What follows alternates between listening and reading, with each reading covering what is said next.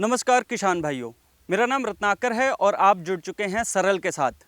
किसान भाइयों, आज के मौजूदा समय में खेती के साथ साथ इनके जो सहायक धंधे हैं वो करना बहुत ज़रूरी है, क्योंकि इनसे हम अच्छा मुनाफा जो है वो कमा सकते हैं। और ये यकीन मानिएगा कि सहायक धंधों में काफ़ी अच्छा मुनाफा जो है वो हम कमा सकते हैं, क्योंकि इस बात को सच करके दिखाया है अमरप्रीत जी ने। हंसराव फ़िश फार्म के मालिक भी हैं, हमारे साथ मौजूद हैं। पंजाब में लंबे समय से जो है वो फ़िश फार्मिंग कर रहे हैं। इसके पहले भी हमने इनके 2 एपिसोड जो है वो अपलोड किए हैं, आप जाके देख सकते हैं फ़िश फार्मिंग कैसे करें और इसके साथ ही कि पानी की क्वालिटी कैसे मेंटेन रखें। तो एक बार फिर से स्वागत करते हैं अमरप्रीत जी, बहुत बहुत धन्यवाद, आपने हमें टाइम दिया जब भी आपके पास आते हैं। थैंक यू जी।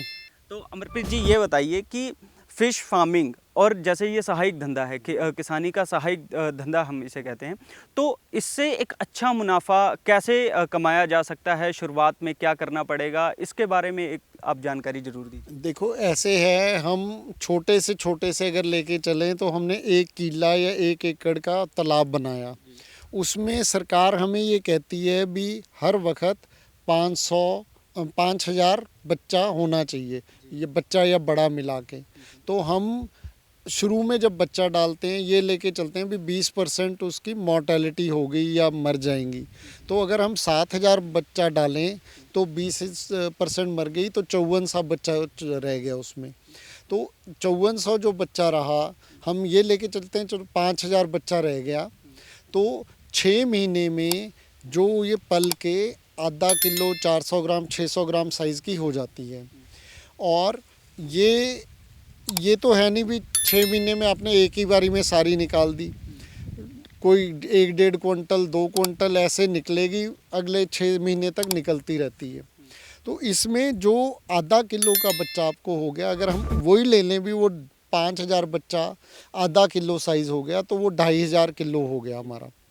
तो 2,500 किलो जो हमारे यहाँ पे 100 रुपये के लगभग, कभी थोड़ा बहुत ऊपर कभी थोड़ा बहुत नीचे, ऐसे रेट में बिकता है डिमांड के हिसाब से। और सारा साल इसकी डिमांड रहती है, सिवाय श्राद्ध, नवरात्रे और छठ पूजा के टाइम में। तो अगर हम वो लगाएं तो 2.5 लाख की हमारी तकरीबन औसतन मच्छी बिकी। उसमें से हम ये लेके चलते हैं भी खर्चा ज़्यादा नहीं आता, पर आप ये लेके 50-60 हज़ार खर्चा आया, ठीक है, जो फीड का है। फिर नौकरों का ये वो मिला के आपने तकरीबन आपको 1-1.25 लाख रुपया बच गया, जो कि अगर हम आम खेती करें तो उसमें हम पूरा साल खेती करके 1 लाख की फसल नहीं बेच पाते हैं।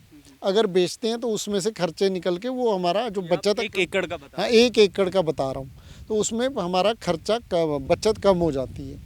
तो उसके अलावा जो हमारी ये मछली से शुद्ध बचत हुई, उसके अलावा जो हमारे बांध हैं तालाब के, उसके ऊपर हम पॉपुलर लगा सकते हैं, सफ़ेदा लगा सकते हैं, या फ्रूट के दरख्त लगा सकते हैं, जिससे कि हमें और अलग से आमदनी होगी। और छायादार वृक्ष भी लगेंगे, जैसे आजकल वृक्षारोपण की भी बहुत बात होती है, तो वो भी हम सरकार की बात मान के एक तरह से अपनी कमाई तो जो होनी है या करनी है, सरकार का भी हम सोच रहे हैं, पर्यावरण के बारे में भी हम सोच रहे हैं। दूसरे जो फिर बीच में जगह बच गई, उसमें आप सब्जियां लगा सकते हैं, या और कोई भी चीज़ ऐसी जो आप सोचें भी आप कर सकते हैं, जो आप खुद के परिवार के लिए भी। और अगर ज़्यादा है तो 1 एकड़ में अगर हम करें तो ज़्यादा होगी, वो बाहर बेच के भी उससे भी मुनाफा आ सकता है।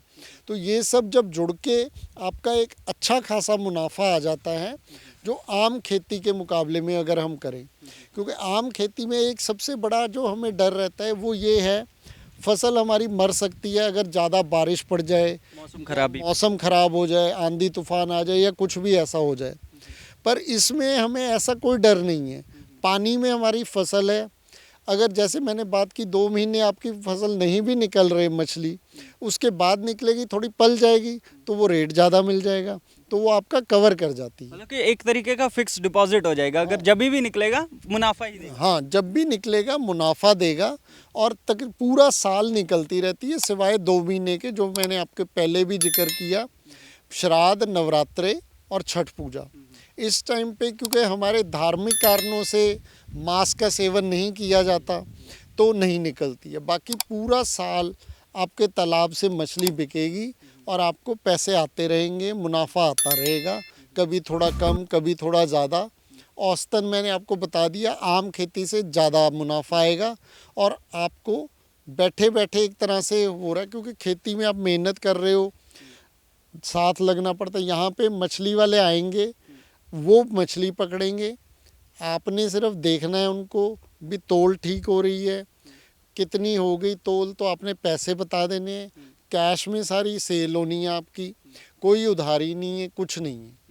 अमरप्रीत जी, जैसे कि एक सवाल ये भी है कि कई बार हमें पैसों की ज़्यादा ज़रूरत पड़ जाती है, तो हम क्या समय से पहले भी मछली निकाल सकते हैं? हाँ बिल्कुल, वो तो आपके ऊपर निर्भर करता है आपने कब निकालनी है। अब पैसे की ज़रूरत है, आप आधा किलो या किलो की ना नहीं है आपके पास, आप छोटी बेच दो। मछली तो 100 ग्राम की भी बिकती है, ठीक है। ये है भी आपको 100 रुपये की बजाय 90 रुपये में बिक जाएगी, इससे ज़्यादा कोई फ़र्क नहीं पड़ेगा, पर आपके पैसे की ज़रूरत पूरी हो जाएगी। इससे आपको दूसरे के ऊपर निर्भर नहीं रहना पड़ता भी अगर मेरे पास पैसे नहीं हुए और मेरे को खर्चा आ गया तो मैं क्या करूँगा। आपके पास अपना खुद का बैंक है, मछली बेचो, अपने बैंक मछली वाले पैसे बैंक से आपके आगे बाहर एटीएम है आपका, उनको जहाँ आपने खर्चना है खर्चो और अपना काम पूरा करो। देखिए, सबसे पहले मैंने आपको बताया था कि जो सहायक धंधे हैं उनमें अच्छा मुनाफा कमाया जा सकता है और फिश फार्मिंग जो है वो एक अच्छा जो है एग्जाम्पल वो हो सकता है। अब देखिए, अमरप्रीत जी ने भी बता दिया कि एक तरीके से ये आपका बैंक बन जाएगा, जब ये आपको चाहिए आपने पैसा निकाला और खर्च कर दिया। आप और कुछ भी कहना हाँ, एक और बात मैं ये कहना चाहता हूँ, जो फसलों के अलावा जो बांध हैं उसके ऊपर हम अपना मछली की फीड का खर्चा कैसे कम कर सकते हैं। हम बकरी पालन कर सकते हैं, हम डेयरी फार्मिंग कर सकते हैं, हम सूअर पालन कर सकते हैं, हम मुर्गी पालन कर सकते हैं, हम मधुमक्खी पालन कर सकते हैं, या हम फलों के पेड़ पौधे लगा सकते हैं, फूल लगा सकते हैं, पॉपुलर लगा सकते हैं, सफ़ेदा लगा सकते हैं। इन सब चीज़ों से एक तो हम अपनी जगह का इस्तेमाल कर रहे हैं उसी जगह में से, और दूसरी जैसे जो उनका वेस्ट है इन सब चीज़ों का, वो सब मछली की खुराक है, ठीक है।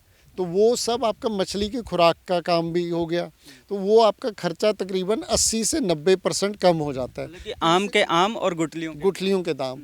इसके अलावा जो और एक बात है, वो जैसे आपने ये सब मैंने बताया, मुर्गी पालन, सूअर पालन, डेयरी फार्मिंग, इनका जो गोबर है, आप गोबर गैस प्लांट लगा के अपनी जो घर की ज़रूरत है गैस की, वहाँ से पूरी कर सकते हैं।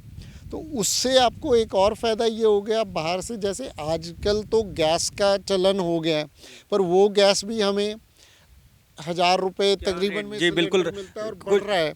गोबर गैस हमने एक बार खर्चा करके लगा दिया तो उसके बाद हमारा कोई खर्चा नहीं है, वो हमें फ्री में गैस मिल रही है। एक बार और मैं जोड़ना चाहूँगा कि गोबर गैस का अगर आप प्लांट लगाते हैं तो आप घर के साथ साथ 2-4 घर जो और हैं हम उनको भी गैस दे देते हैं। एक यहाँ पे रोपड़ के पास गांव हैं जो डेयरी फार्म चलाते हैं, वहाँ पे वो सारे गांव को गोबर गैस का वो फैसिलिटी देते हैं और सारे गांव में वो गोबर गैस से खाना बनता वो है, भी फ्री में देते और वो भी फ्री में देते हैं, जो कि सबसे बड़ी बात है।